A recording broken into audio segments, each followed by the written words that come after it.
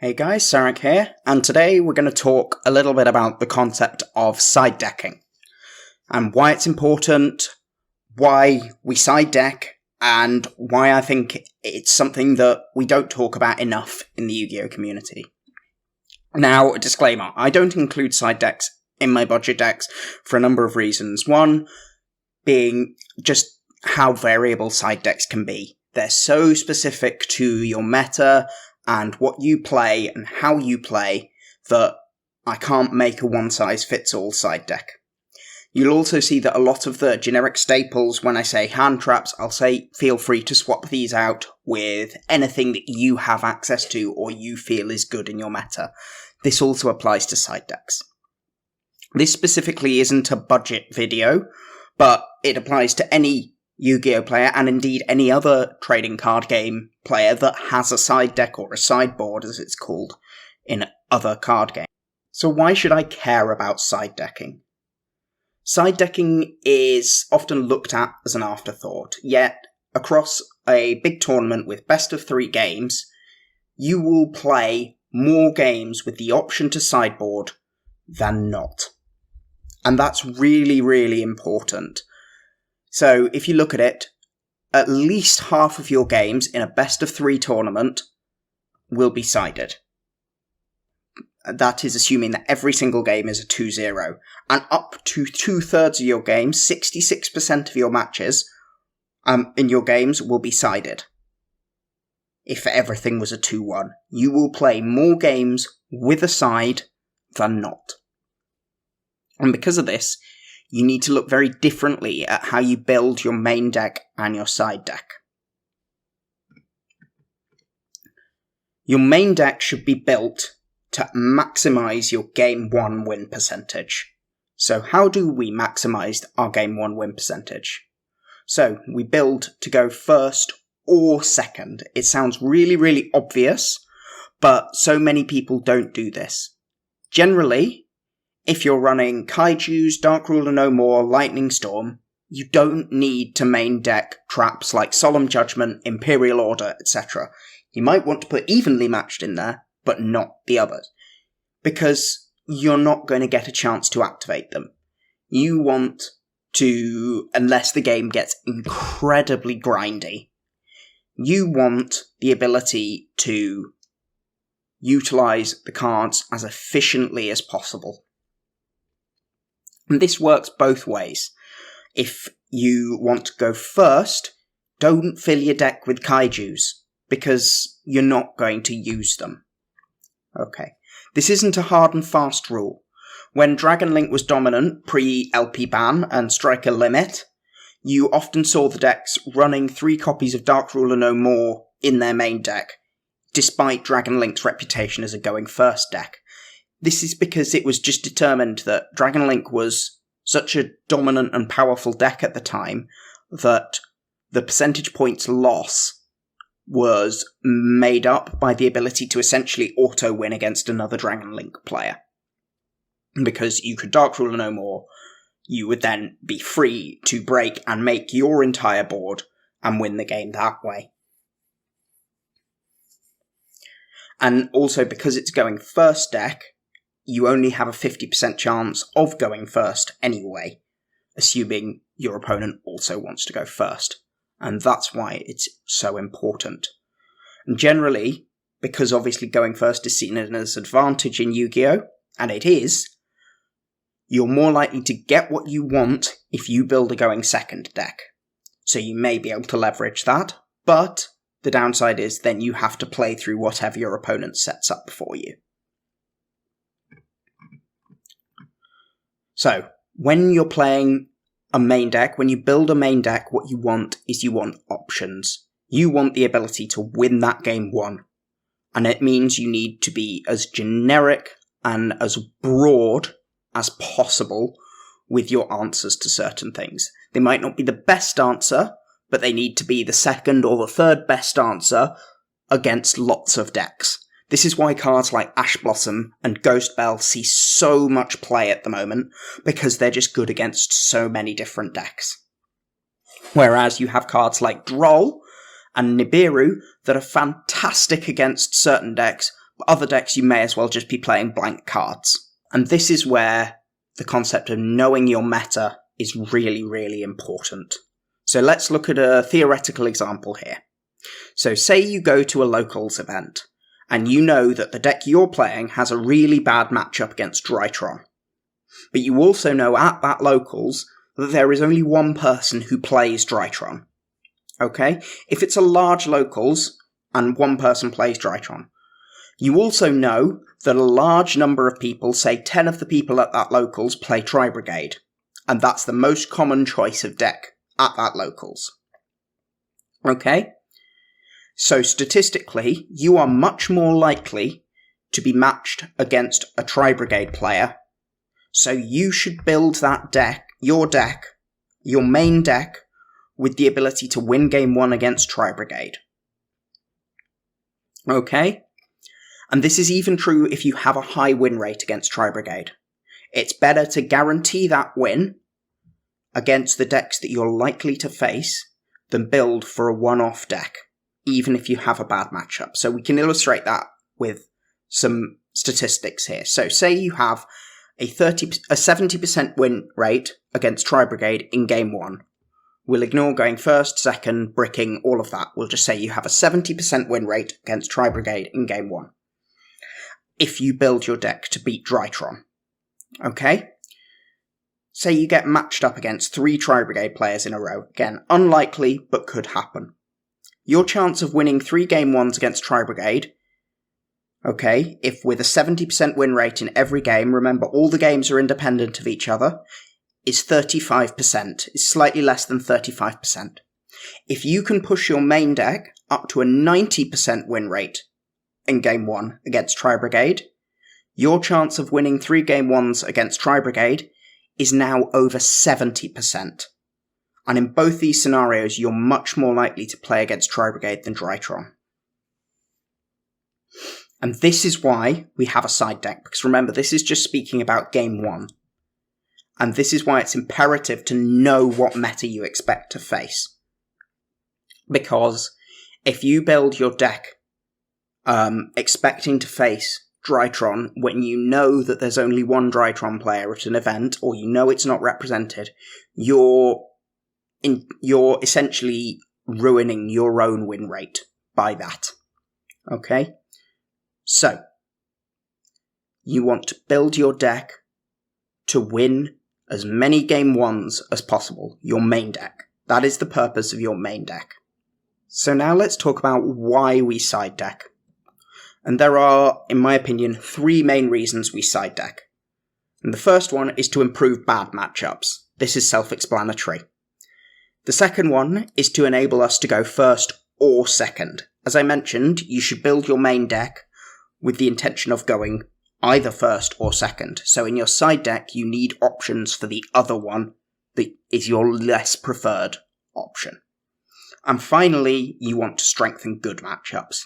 Now, I've listed those in the order I think they're most important. So we want to A, be able to have a chance at winning our bad matchups. B, we want to be able to go first or second. And C, we want to be able to strengthen our good matchups so we can win even when our opponent has sided against us. Now, there are lots of other things that you can talk about with siding, things like transformational sideboards, where you side out a large portion of your deck and replace it with something different, altering your win con, putting in one card I win buttons like Imperial Order against Sky Striker, and so on. But they all boil down to enabling one or more of those 3 things. So now, while I've addressed your main deck generic, your side deck should be built to be as specific as possible. You want to be able to take a matchup and be able to put in the best possible card you can for that. And now that's not always possible because you only have 15 slots. But you want to be able to improve what you have in your main deck and make it better for games 2 and 3. Say, at the moment, you have cards like Nibiru, Phantasme, Droller Lockbird. Now, these cards are all amazing against certain decks, but they're next to useless against others. So take a deck like Salamangreat. The deck, if they don't have a raw set and ready to activate, just loses to Nibiru. Their monsters have low attack, they usually only have a couple on board at a time, and they special summon multiple times in a turn to get their advantage engine going. So if you Nibiru them at the right moment, they will just lose the game to it. On the other hand, against a deck like Dogmatica Invoked Shaddoll, they may literally just end a turn with what boils down to Ecclesia set 3 pass. So your Nibiru is basically just a field center at that point. There is nothing in that deck that is going to require you to Nibiru them. And this is why you need to know your meta and know whether you want cards like Nibiru that are very specific but very impactful in your main and your side. And this will change as the meta evolves. And it's another one that's really, really hard to learn, is that metas change. What was good a month ago isn't necessarily good now, because people adapt. So now let's talk about changing turn order. So this is most relevant if you lose game 1, because obviously your opponent will get to choose whether they go first. You will get to choose whether you go first or second. If you win game 1, you have to predict what your opponent does. But if you lose game 1, you get to choose, obviously. And remember, you don't have to say, and your opponent doesn't have to say, until after you've sided. So you do have to predict. But the concepts remain the same. If you want to go first, you put in lots of traps, maybe some solemns, maybe some big floodgates like Anti-Spell Fragrance, or There Can Be Only One, and your targeted hand traps. That's your Nibirus, your Drolls, your Phantasmes.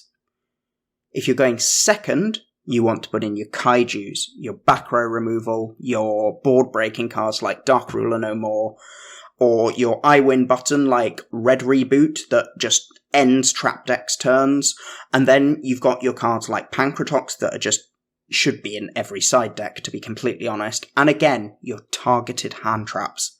It's really, really important that you get those targeted hand traps, and you know what the hand traps in your side deck are for. Most hand traps are good going first or second, but you want to have the right ones in your deck. In game 1, you just have to wing it with what you've deemed best generic hand traps in your main deck.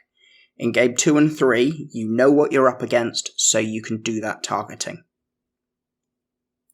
And for the love of God, please, in your main or side deck, include some back row removal, because otherwise you will get Mystic Mind and you will lose a game because of it.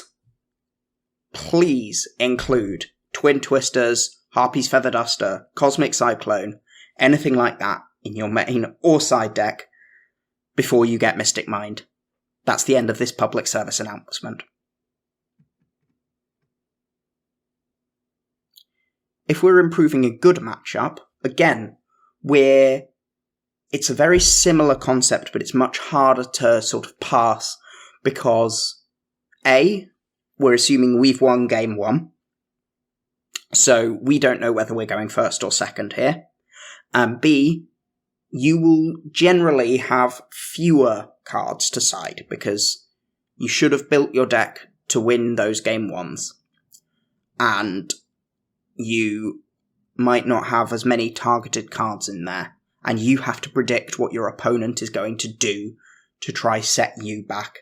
So it may be you're playing Sky Striker, and your opponent is now going to side in Imperial Order and Cosmic Cyclone and Anti-Spell Fragrance. So you want to make sure you have those Cosmic Cyclones, those Twin Twisters, in your deck, so you can answer those cards. So siding is one of the hardest aspects of any card game to learn, because it's so variable, and you can't test it in the same way that you test deck building. Deck building, it's very easy. You put your deck together, you do some test hands, you practice your combos, and you work it out, and you can use things like, obviously, hypermetric calculators and so on to establish the percentages if you really want to go down that rabbit hole. Side decking is much harder because, A, you need to play best of 3. Because there's no point just practicing. Well, you can practice sided games, but you'd have to have someone who you agree that with, who's comfortable playing decks, and again, you'd have to arrange to do that. B, and you need to play a lot of them, because you need to learn what works, what doesn't. You need to learn what you can and can't take out without destroying your own strategy, and how to side optimally for both going first and going second against lots of different matchups. It's much easier to build a generically good deck than it is to build a targeted side deck for a specific metagame. And following that, it's so meta dependent. If you practice in a local, say you go to a locals every week, and your locals is full of rogue decks, your siding will reflect that. You might be fantastic at siding to deal with Barry's Subterra, Harpy, Infernoid, Traptrix deck, but that means absolutely nothing if you want to go to a YCS. Because unfortunately, unless you get matched with Barry at that YCS, your siding knowledge will be useless. You need to practice siding against meta decks, and you need to practice siding a lot, because it's a skill, and it's something you need to learn to play Yu-Gi-Oh! At higher levels. Now, I don't claim to be an expert at Yu-Gi-Oh! I am not. My best performance was 9th at a regionals once, but I did only have one Dante for that. But it's an integral part of the game, and it's one that isn't spoken about enough for the fact that you spend half your games using your sideboard, if not more. So that's my views on side decking. As I said, I'm not an expert, but I hope you've enjoyed the video, and I hope you've learnt something from this video, because siding's so difficult, and there are not very many good guides on how to side or why we side. So I've hoped you've enjoyed that, and I will see you again with some more decks soon. Thanks for watching.